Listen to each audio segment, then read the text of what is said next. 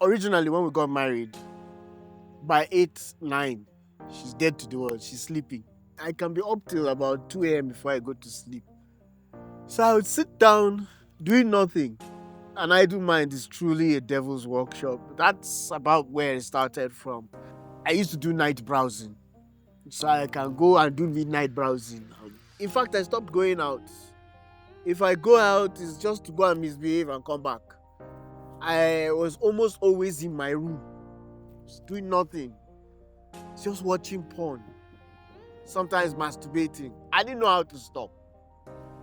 The last straw was we just finished making love and she's falling asleep as usual. And I go into the bathroom and I carry my phone with and start watching porn. And something woke her up and she came and met me watching porn and masturbating. So she said, "Now what for you? I share for you." I turned and went back to bed. She didn't say another word to me. But I switched off and I went towards the door and just sat down there and I crawled like a baby. And this was maybe around 12, 1 midnight. And I was there till the wee hours of the morning. She now woke up and looked at me and said, "You're still there?" She was like, "Do you need help?" I said, "Yes." And she gave me the one word that helped to heal me. "Are you sure you need my help?" I said, "Yes." "So are you looking, can we look for therapists and everything?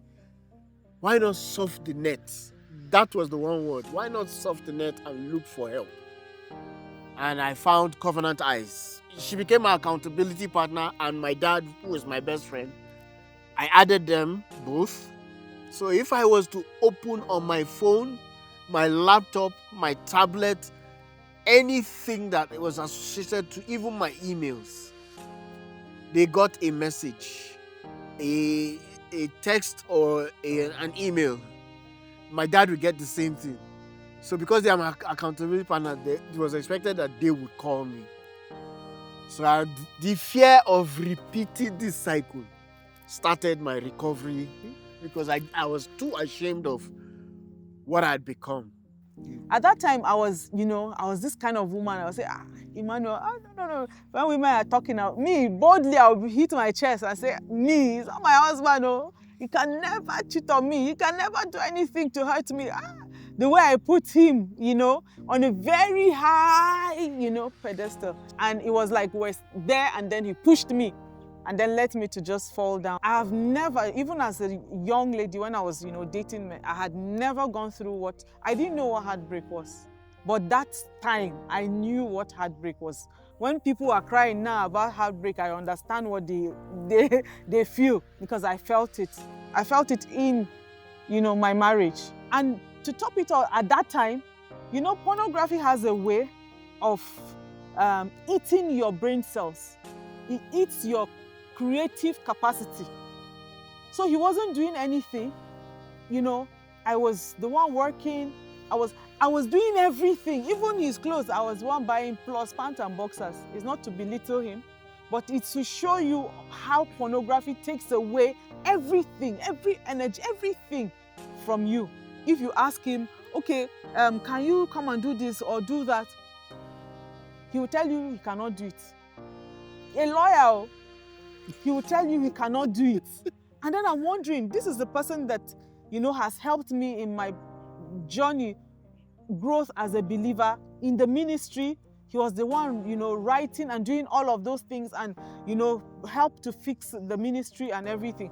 And this person doesn't have anything to offer again. No creative capacity, nothing. So I was tired, So I became the husband and the wife. One day I just packed my things, I packed my things to leave. I was trying to drive the car to go out. They refused. So I said, okay, now. I packed my things early morning. Before 6 a.m., I put some things in the bag and I started walking. And he ran to the room and told his parents, He told his parents, and then his father came out and saw me walking to the junction. His father was just following me. He didn't say anything. Daddy was just following me. He didn't say anything. His mother had already called my mom, you know, my mom now called me. As I saw my mom's call, I picked. I started calling. I said, so they called you. You know, I started, you don't want me to come to your house? I know where to, I will go somewhere. I have money, I'll rent. I was just talking. My mom now said, calm down. I understand. Calm down. Just calm down and just hear me out. Because I was already filled with a lot of rage and anger. So just hear me out. Okay, where are you? I said, I'm going to the junction. She said, okay, wherever you are, just sit down and wait for me. I'll come and pick you, then we'll go to the house together. I'll take you home. Don't worry. I understand. And then I stayed. I sat at the junction, and then his father came and sat close to me, and he was just, you know, touching me. And I knew he was praying. He was just touching me. He didn't say a word. He was just touching me. He didn't say anything. Then my mom came, took us back to the house, the family house, the house. Then we entered the room, and my mother-in-law looked at me and said, Ken, you are going through all of this, because he went and just confessed everything to them, to her, everything. You know, he was desperate, you know, for change, you know, and that was what made me, you know, to stay, because he wanted to change. It's not that you might go, you know, that kind of thing, go, but he was desperate for change. If you ask me how, you know, I went through it right now, I really don't know, but for the grace of God. It took us time, but we healed. Yeah. And we later on felt there's a need for us to help people get past the situations they find themselves in their homes. And so we started, it started as bedroom talk first. We've gotten older people to help tell their own stories, and a lot of homes were finding reform. Well, the feedback was we're now getting a lot of the problems and doing a lot of counseling, and we felt, let's move this forward. So we started Sacred Connection for couples. It's a once a month marriage clinic. So we talk everything, the good, the bad, and the ugly. We've gotten homes healed.